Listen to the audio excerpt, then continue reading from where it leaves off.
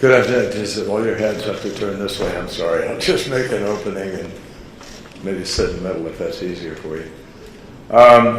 Thank you. It's great to be with everybody. Thank you for joining us today. You know, a little over a week ago, my team and I landed here in Dubai at COP28, and we came here with one overpowering, one central goal, and that is to follow the science and help keep 1.5 degrees Celsius alive as a limit on the warming of the planet.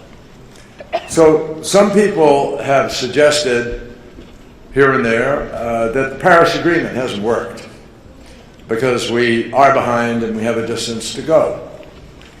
But I would argue to everybody, and I think the evidence is clear, that to the contrary, it has worked, because I remember that before Paris, and I had the privilege of leading our negotiations in Paris.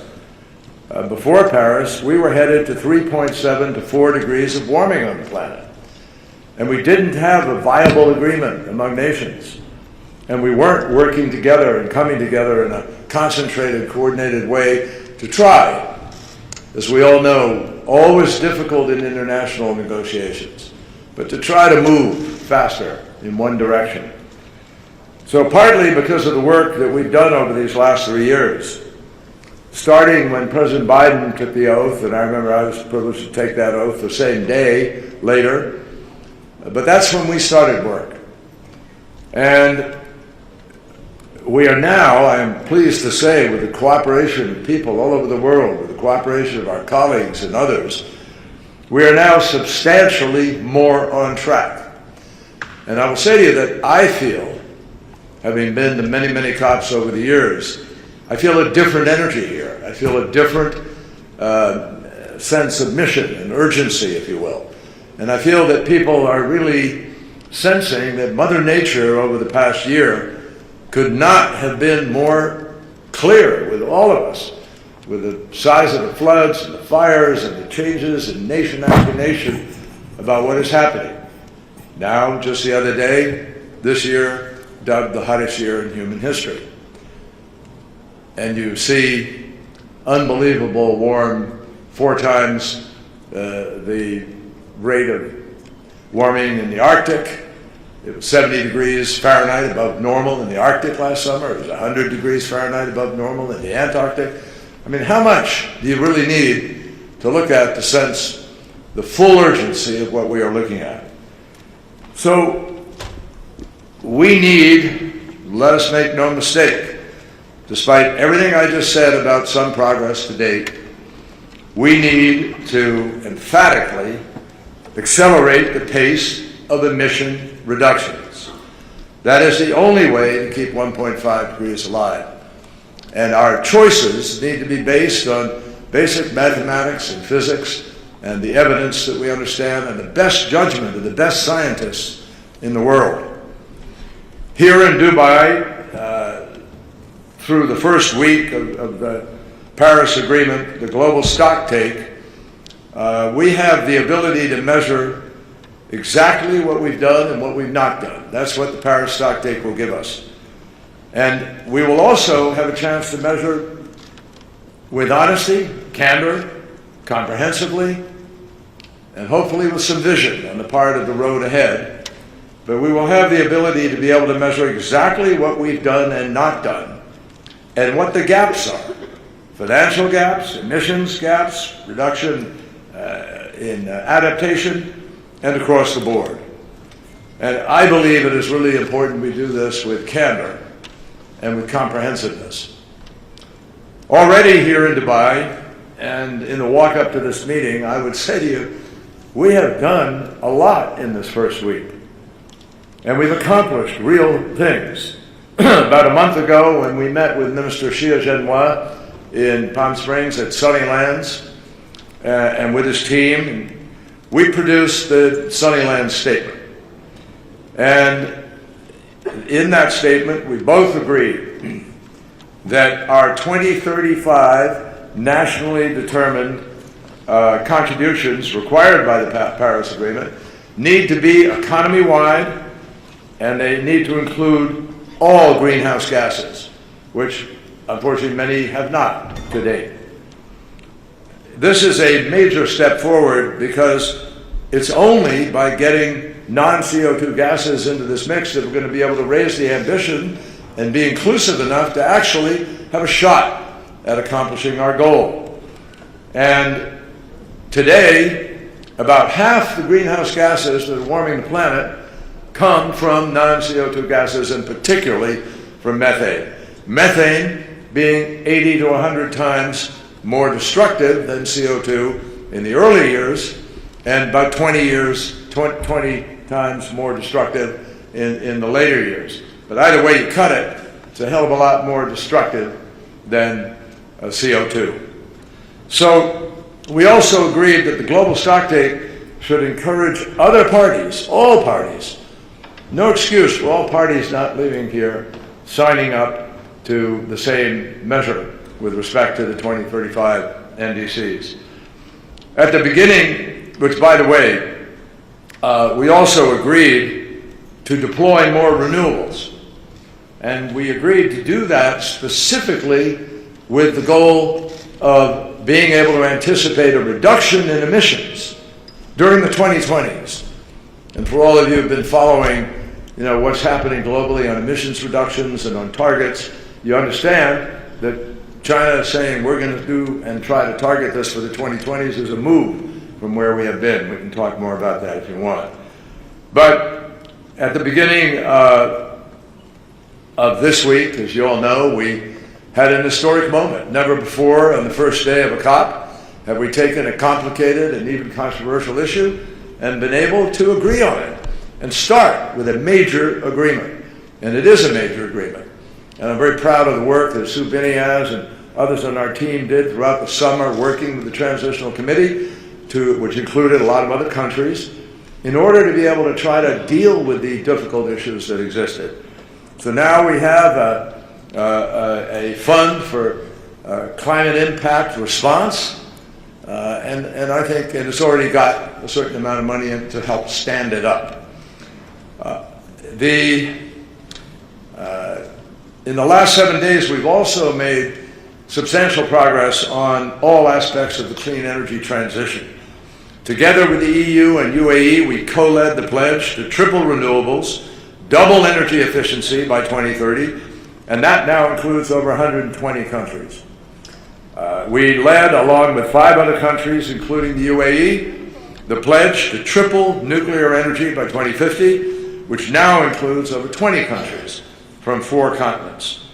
And we built supports that no new unabated coal plants should be built anywhere and permitted anywhere in the world, and we joined the Powering Past Coal initiative. We launched the first ever international fusion strategy just yesterday in a meeting of some incredibly smart people. One of them, our former Energy Secretary, Ernie Moniz, who was a partner with me in some of the work we did on the Iran nuclear agreement. And I can tell you that he went from a skeptic as an MIT professor through his years to now believing very deeply that this has the potential, real potential, to become real into transition. We also held the first ever methane summit with China and the UAE. And this week, governments, philanthropies, and the private sector mobilized over $1 billion in new grant funding and more than triple current global levels. And this includes a $255 million fund from a select few, or a group of 6 oil and gas companies that agreed that they can use their expertise to help some of these countries be able to reduce their methane leaks or flaring or venting.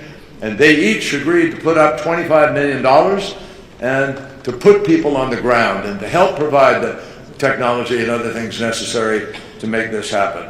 And the World Bank has assumed responsibility for the beginning of this, startup of a $255 million fund at the World Bank that will help to provide, that these reductions will take place, and also to cut methane from oil and gas, and the $200 million research effort on methane from livestock. We also saw major emitters like Turkmenistan, Kazakhstan, and Kosovo, and several others join the global methane pledge, bringing us to a total of 155 total members. And I just remind everybody here, our pledge is to reduce methane by 30% globally by 2030. Well, if we do that, as we've been told by the IEA, that is the equivalent of every car in the world, every truck in the world, every ship in the world, every airplane in the world, all going to zero emissions by that period of time. So it's ambitious, but it's doable. And it's particularly doable now with the new focus on methane. Along with Prime Minister Støre from Norway, we hosted a Green Shipping Challenge event, which featured over 40 new announcements to cut emissions from one sector. And if that one sector were a country, it would be the equivalent of being the 8th largest emitter in the world. We also, and by the way, with the new IMO regulations, which we all lobbied for in the course of the year, the shipping industry, Yara, Maersk, MSC, all of whom are ordering carbon-free ships now, are going to be turning over the entire fleet over the course of the next 20 years. And we also participated in the first ever Health Day here at the COP. And we hosted the first ever Gender Day. So from Paris to now, climate finance has been a critical missing element. Everybody knows that.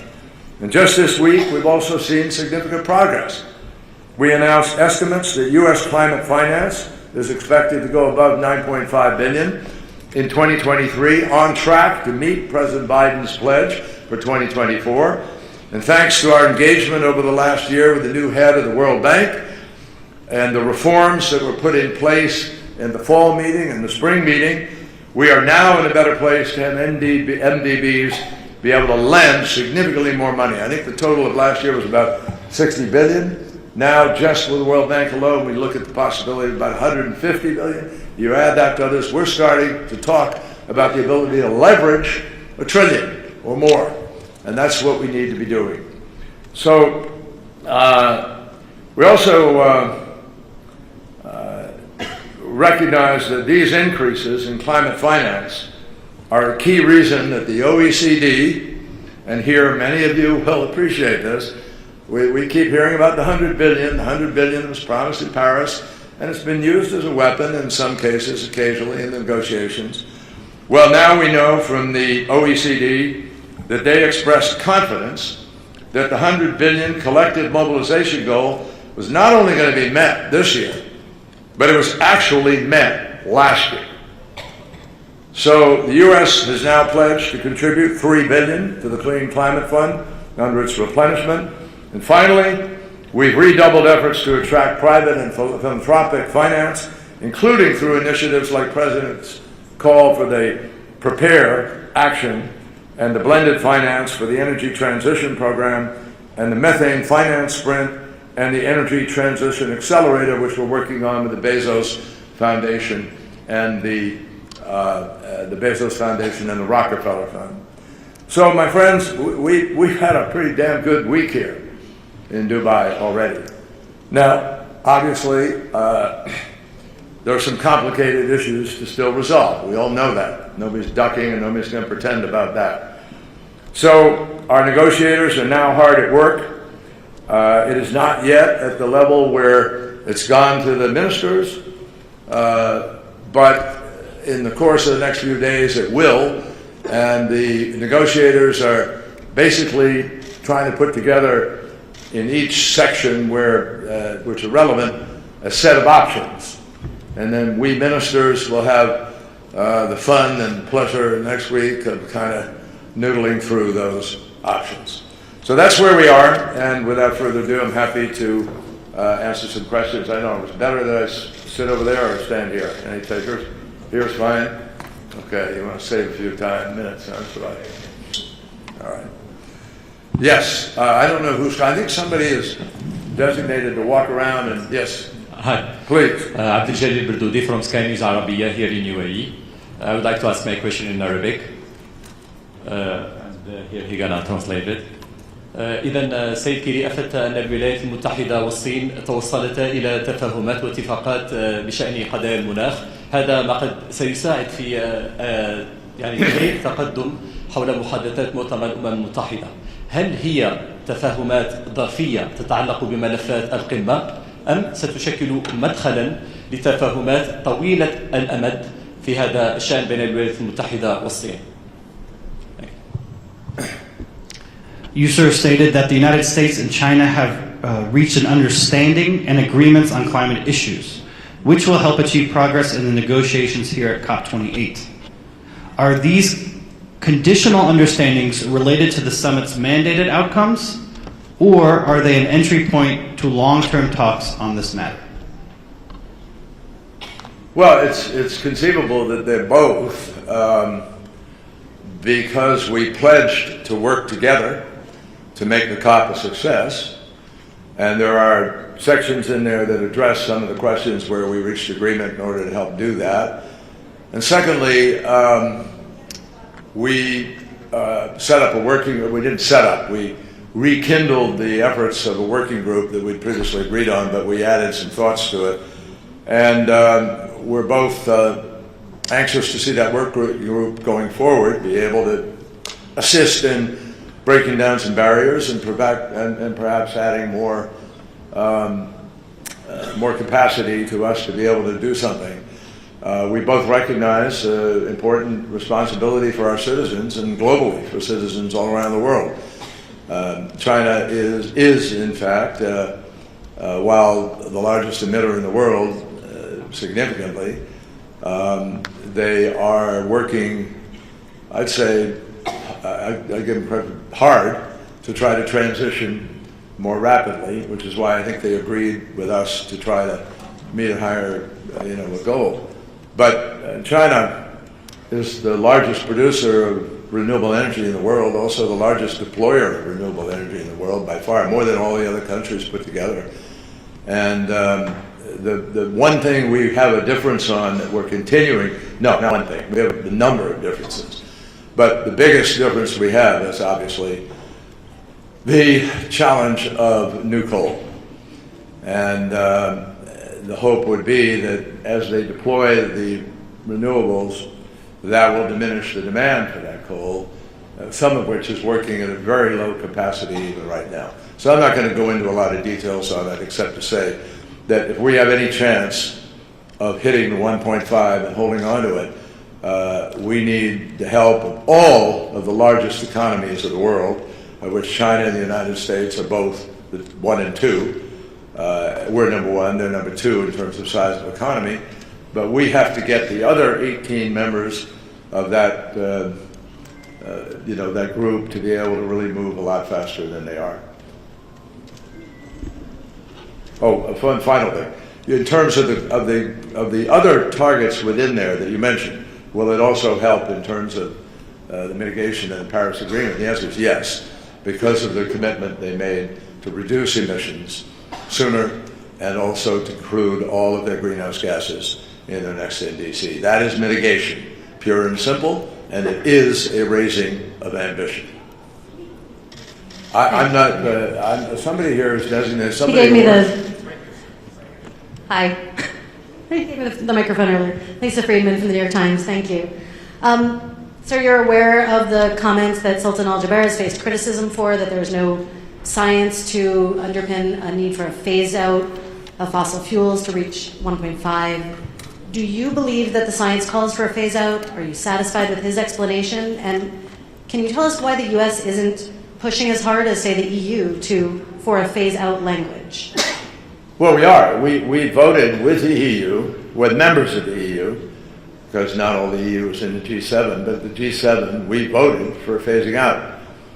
And we've said consistently that we need to do what we need to do to follow the science.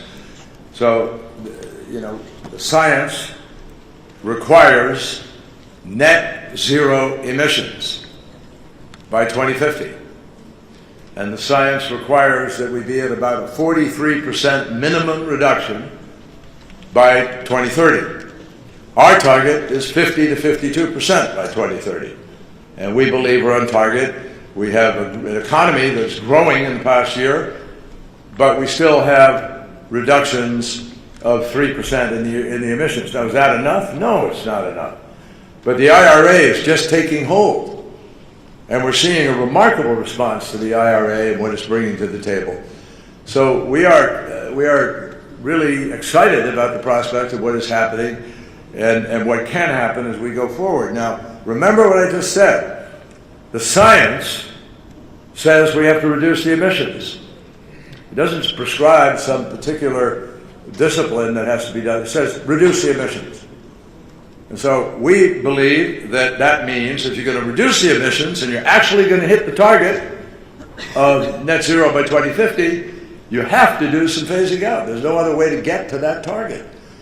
So we are said very clearly that you got to have a largely a phase out of fossil fuels in our energy systems by 2050, focusing carbon capture technologies on the hardest to abate sectors like steel and cement and aluminum and concrete and so forth. Now, it's going to be a mix, folks, of things that get us to success here.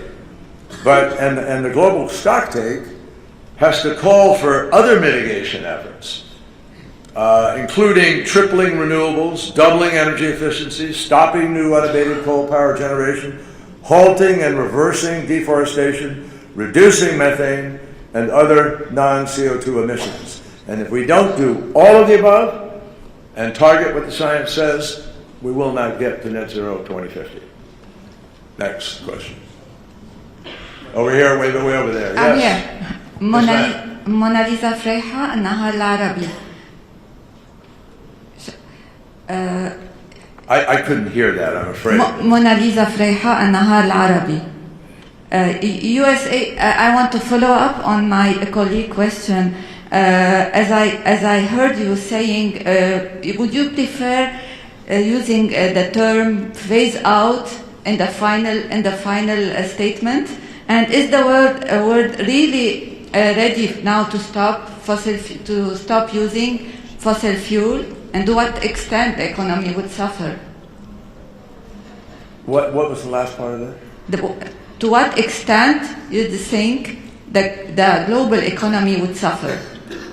Well, we're not proposing a suffering economy. That's the farthest thing from President Biden's approach to this, and we don't believe that the options in front of us require either sacrifice or diminishing economy. We just don't. The United States of America right now just implemented major reductions. We just had our EPA and others lay out rules with respect to emissions going forward. And we're convinced that the other side of this transition is an upside for people. I mean, currently, with the amount of emissions that we're putting into the atmosphere, very specifically greenhouse gas emissions, methane, CO2, particulates, if you look at that, you will see every analysis confirms that those emissions are killing people today. A new study just came out from, I think it was George Mason, University of Texas, and Harvard Chan School of Health, which say that coal particulates are responsible for twice as many deaths as the other particulates. Now, obviously, we all have a responsibility to not be responsible for continuing a policy that we know is taking lives, moving people away from where they live, climate injustice, diminishing people's ability to be able to stay where they want to stay, or live in the heat that they have to live in, lose the water that they have today, live with drought, and all the other problems. Those are real. And so we don't think that that's the offering of dealing with the climate the way we talk. Our economy is growing, and the jobs of renewable energy are actually growing a lot faster in America than the jobs of fossil fuel. And now, the IEA has clearly stated that they detect in this decade, around the end of the decade, 28, 29, they think that we will have a peak in fossil fuel demand, and they noticed a terminal decline starting in this decade with respect to fossil fuel demand. So it's not John Kerry or Joe Biden or any of us who are creating this dynamic. It is climate crisis coupled with the slow response of people who need to respond faster to make it happen, and to take, to begin to seize the benefits that await people out there. Let me just give you an example. We have about 100 of the biggest and best corporations in the world. And corporations take a lot of flack. We realize that. And there has been greenwashing in the past. We all understand that. But just think about this.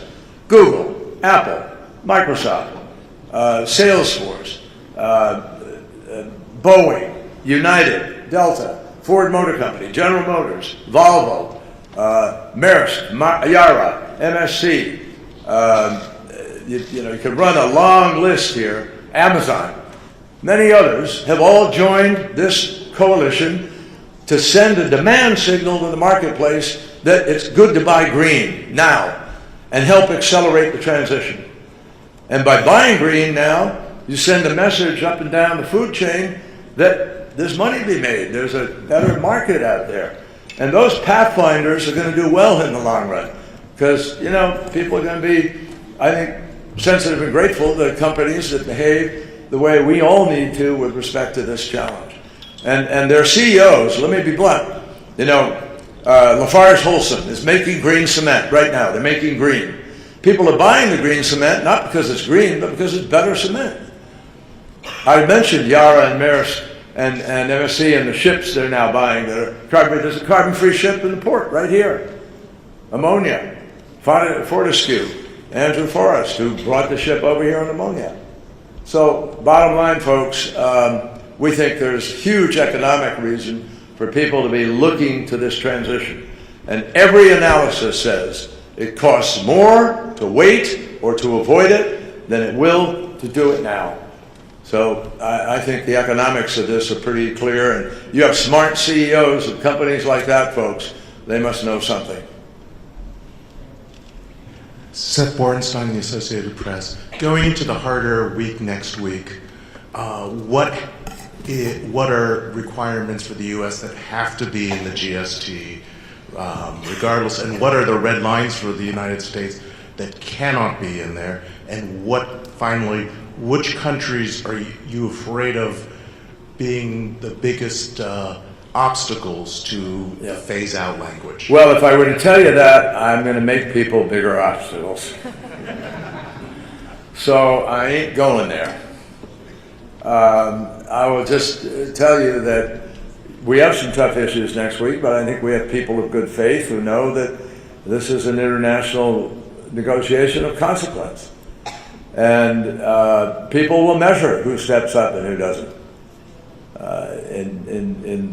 I just think I'm going to leave it. I'm not going to go through all the details of the negotiation and say what our red lines are or not. I actually haven't sat, we sort of inherently know on our team what some of the red lines are, but we haven't ever sat there and said, okay, where are we here? We need to see what the options are that we get sent by the teams, and then we'll sit down and evaluate what the possibilities are. I can just tell you this, our North Star, and you've heard it a number of times around here, is 1.5 degrees. And we want to do everything we can to be on that track. And we want to be reasonable about what we do. There has to be a fairness in the air here. We don't want people just coming in and automatically, because they're vested interest or they're feeling maybe, punched a little bit here.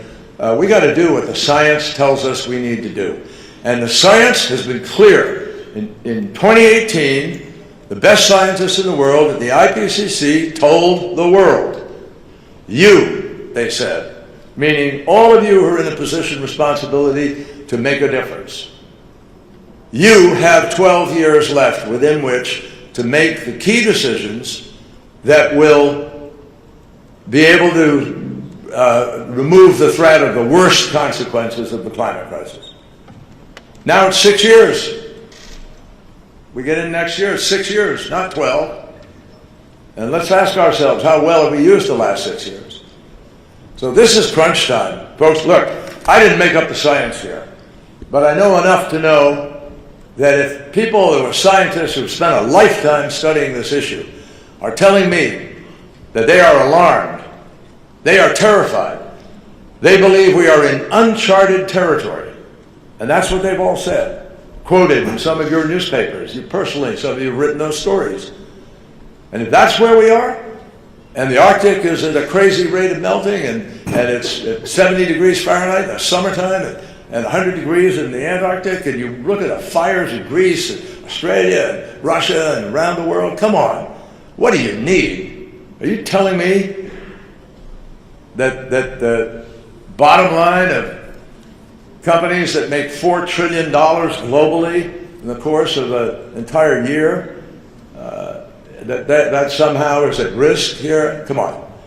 It's time to really get serious and make as much happen as we can. I'm not telling you that everybody's going to come kumbaya to the table, but I am telling you we're going to make our best effort to get the best agreement we can, to move as far as we can, as fast as we can, and that's what people in the world want us to do. It's time for adults to behave like adults and get the job done.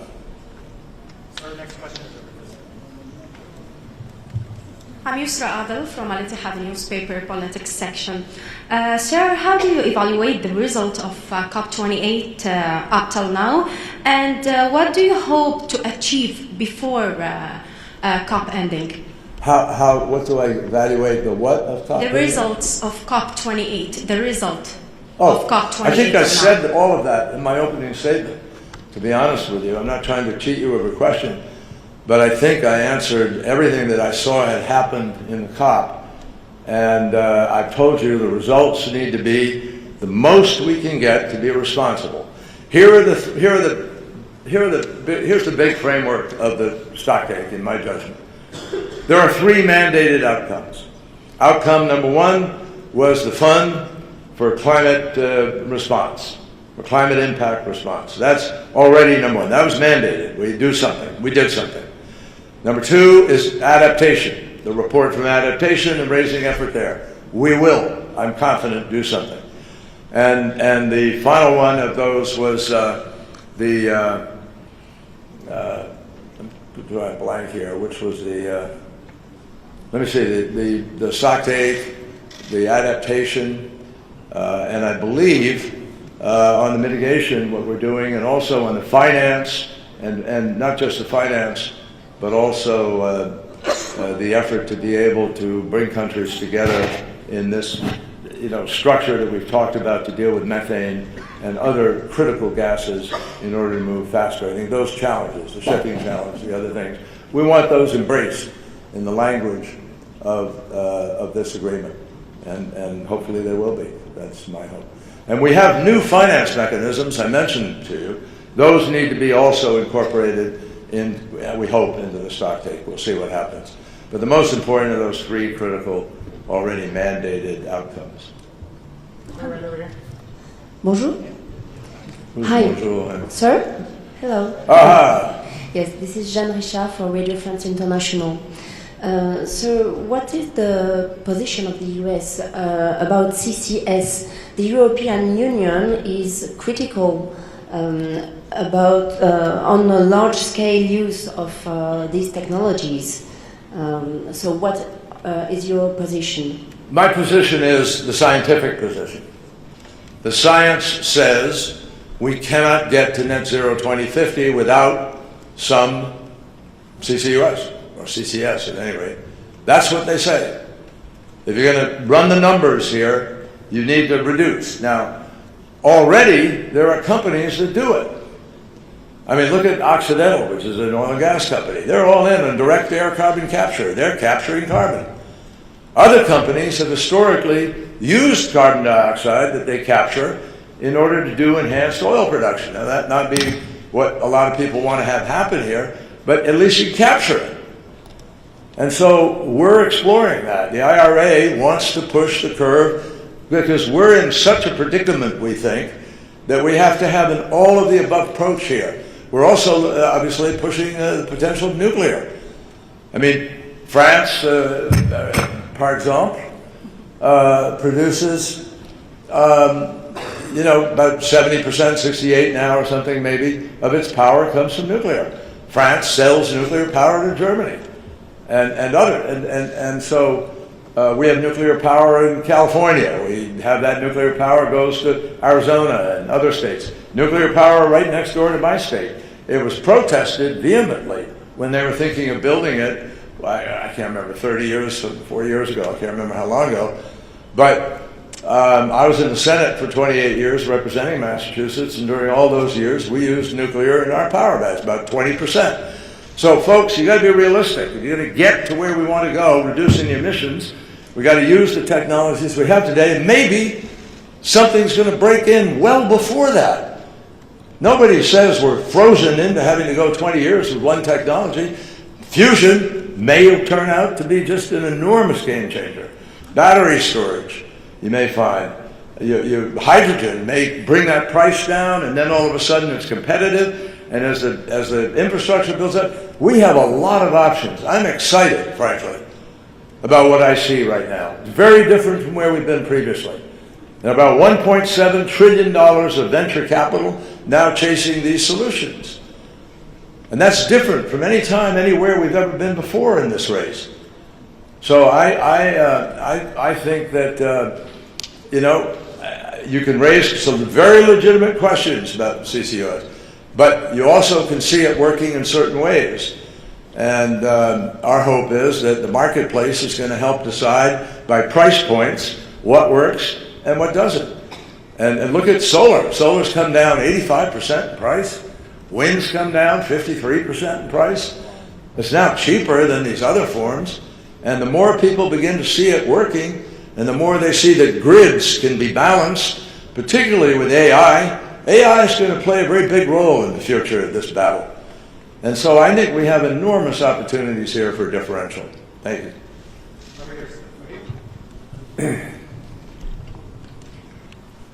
Are you satisfied with the amount the contributions in the Lost and Damaged Fund till now, and this contribution? Do you have does he have a target amount to be collected for the climate impact? Yeah, the president announced that we would immediately put in $17.5 million of budget money that we have now. But that's not all the United States is putting on the line here. We put $1 billion on the line to deal with the methane, and we put the other money that I articulated with respect to the Global Climate Fund, $3 billion, and so forth. So all in all, the United States is proud to be the largest humanitarian donor in the world. That is a fact. And when you look at what we do with $30 billion that's been going to Africa for health concerns and other things, don't just look at one package. But what we did the other day with the Climate Impact Response Fund was simply to empower it to stand up. That's not the money. The money you see in there now is not the distribution money. It's the money to make it work. They got to work through what the regulations, what the approach will be, what the standards will be by which people qualify, what's the lending process going to be. And we insisted that all of that happen very quickly. So I believe the fund will stand up, and people who are, there's no limit on who can contribute to this, by the way. That is left open. It's not a requirement that, only the big economies contribute. If you're an emerging economy and you've got the ability to put a few $100 million or $10 million or something in it, you want to help your fellow human beings, that's open to that too. Hi. Thank you, Secretary Kerry. This is Sarah Schoenhart from Politico's E&E News. There are reports that Russian President Vladimir Putin is coming to the UAE to discuss oil cooperation, and since this COP is very focused on fossil fuels and potential phase out or phase down, I wonder how you think his presence in the region and those discussions could impact the process here. Well, I think by virtue of what he's done in Ukraine, his presence may encourage people to do what Europe has done, which is the most rapid move to a different kind of fuel as a result of his actions. He single-handedly accelerated the transformation of Europe more than anybody else. by weaponizing gas. And I think a lot of people here remember that, and that's sort of the overpowering thing. I don't think it's going to affect anything. Other than you're mentioning it here, I've sort of forgotten that he might be coming in the region, but it doesn't affect us here. I'm not, you got to look, who's? Right here. Back here. Doug, I hope you know, I hope you, okay, go ahead. No. Hello. Where are we? Back here, sir. Back here. Okay. Akila from Line News, département French. Je parle français, mais je peux parler en anglais aussi. My question is, how do you envision bridging the gap between developed and developing nations in terms of climate finance and technology transfer to support climate adaptation and mitigation efforts? Thank you. Merci. I took the easy road. Would you like that repeated? How do you envision bridging the gap between developed and developing nations in terms of climate finance and technology transfer to support climate adaptation and mitigation efforts? Great question. Every one of the initiatives that I articulated earlier, the ETA, the various lending, the programs, the money the President's putting up, all of those things are going to help to accelerate the dispersal of money. The World Bank, ability to leverage. Here's where we've been, just very quickly. I don't want to go too long, but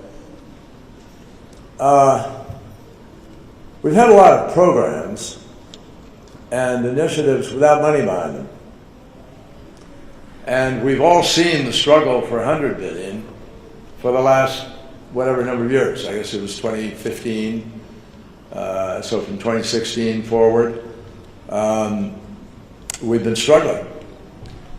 No government in the world, this is what I sort of landed on when I finished being Secretary of State, the recognition that no government in the world has enough money to affect this transition. I mean, if we wanted to be the nicest, best, biggest donor beyond where we are today, we don't have the money, and we're the richest economy on the planet. So what happened was in Glasgow, we worked together with the Glasgow presidency, with Alok Sharma, and with Mark Carney and a group of people, and they put together the GFANs, the Global Alliance of asset owners and managers, because they have the money. And they came up with about $131 trillion that they felt would be ready to invest in climate-related kinds of activities here's the if you have a bankable deal. In other words, these folks, most of them are subject to fiduciary rules. They have to caretake the money that's given to them in certain ways that meet standards, which is what the world wants. We don't want fly-by-night operation where people run away with people's money. So you have standards. And those standards require you to do due diligence. Well, if you're in a business today and you're an asset manager, your due diligence should require you to take a look at what's the prospect of this investment. If I put $100 million into a bunch of condos on the coast of Florida, or in Bangladesh, or in the island states of the Pacific, are they going to be there in 10 or 15 years? It would be irresponsible. So applying a standard to investment is not an unsmart thing to do. The problem is, it makes it harder. A lot of these companies, and I've talked a lot with these guys. Obviously, I've been in public life, but investing, I was on the banking committee and the finance committee, and I was chairman of the small business committee. I know something about investing. And people invest for a couple of purposes. To earn the most money they can, as fast as they can, or to protect the money they have and earn a regular income that's safe, or a combination of the two. That's it. And so these companies are going to decide, hey, there's too much political unrest in that country. Or there's just a new dictatorship that came in. We can't go there. Or, that place is corrupt, or whatever it is. There's currency issues. There's force majeure. There are all kinds of things that enter into risk. And that's why we set up a fund to try to address risk, to do what's called blended finance. The Jet P that we did with Indonesia took us a year and a half, but it's a deal where we put money on the table and it helps them to be able to take the risk away and attract private capital. So they got 10 billion from the public sector, 10 billion from the private sector, and you get a deal. We did the same thing in Egypt with Nuefe, where Egypt agreed to take out 11 gas turbines, or 8, and send gas to Europe. They didn't need it because they took the gas out and they would deploy renewables in their place. A 15 gigawatt net shift in emissions. That's what we were trying to do. But we could only do it if we had some cash. We had to put 500 million on the table in Egypt too. So, by the way, we don't have time for John Kerry or anybody else to be running around the world taking a year and a half, 2 years to get a deal together. We won't make 1.5 if that's the way we do it. So we've got to find a way to unleash a torrent of that money, and that's why we have the ETA and the other finance mechanisms that you see coming onto the table. So we can excite the marketplace. And the more excited the marketplace gets, the more you're going to see some of these managers and owners say, oh man, there's money to be made in that. Let's get in there. And that changes the whole ballgame. And that's exactly what we're trying to do. Thank you. We have time for one more question. We do need to leave the room ready for 5 p.m. Thank you. Hi, I'm Scary. This is Kiyoshi Ando of Nikkei newspaper in Japan. I understand that with the IRA, USA is leading the way for decarbonization. But there is a worry among your partners, including Japan, that when there's an election in the United States, the result of the election sometimes makes the country to change its course dramatically. You're a diplomat. How could you address this issue? How do we address that issue? In other words, what happens if a certain person is elected? What I'm about to say to you is I really believe to my core. There was a time when that might have made all the difference, but not now. When Donald Trump pulled out of the Paris Agreement, and zero funded, by the way, for 4 years, there's no money, so that's part of the problem we faced when President Biden came in. But when he pulled out,